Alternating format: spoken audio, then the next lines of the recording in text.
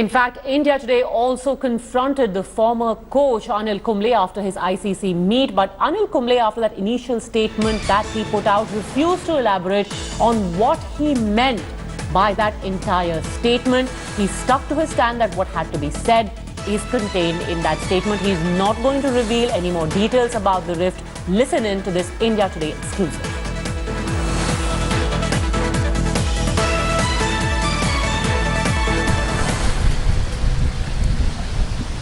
Mr. Kumble. Mr. Kumble, One question, please, one question, please. We have been standing for 2 days. Please, sir. We've been waiting for We've quite been waiting some here time. all day for you. Quick one. Watch. Please, one question. Hello. Yeah. Watch. Anil, tell us what happened. Nothing. Why did you quit? Why? I've given you my statement. Thank you very much. Why? Anil, quick word, why you quit? Did Virat Kohli behave badly? Anil, did you? Anil, is it because Anil, of... Sorry. Please, if you Anil, don't you went mind. inside. Anil, was team selection an issue? Guys, one second. Mr. Kumble. Was team selection an issue? Get a cab. Authorities behave badly. We won't get a cab. Was the girlfriend... Anil, please, you won't get it. Anil, quick comment. Sir, Was please. team selection an issue, Anil? I'm too seasoned. You won't get anything out of me. Thank you.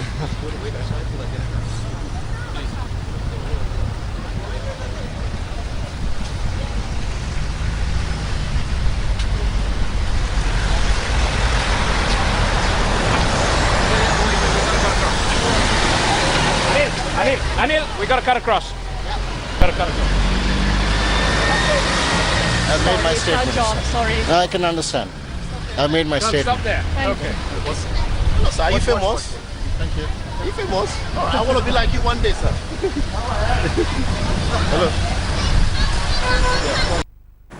All right, sports editor Virat Kohli is with us on News Today. It's interesting that while Anil Kumble chose to refrain from elaborating on what he meant by his statement, Vikrant, we did have Virat almost taking a sly dig when he said, I will respect the sanctity of our dressing room.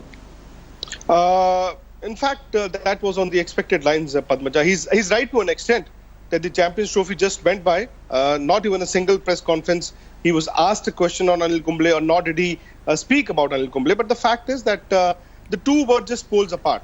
Who was sinned and who was sinning is very difficult for us to say right now. But the fact is that if the coach and the captain were not in the same zone, if they were not on the same tangent, obviously the team suffered. I would imagine that Pakistan were not strong enough to beat India. India lost to India in the finals the way that they lost. The dressing room was too much consumed by this coach, captain theory. I spoke to a few players. They were very scared of the dressing room environment. And if the captain of the Indian team, just 1 day before the Champions Trophy final, 2 days before the Champions Trophy final, was huddled in meetings with the Cricket Advisory Committee and the BCCI on the coach issue, you can imagine that the dressing room was surely consumed. The BCCI too did not deal with the situation in a better manner. If at all, the coach and the captain were not on speaking terms for, let's say, 4 or 5 months, personal speaking terms, not professional, then the manager of the Indian team, while the Australians were here, or before that the English team was here,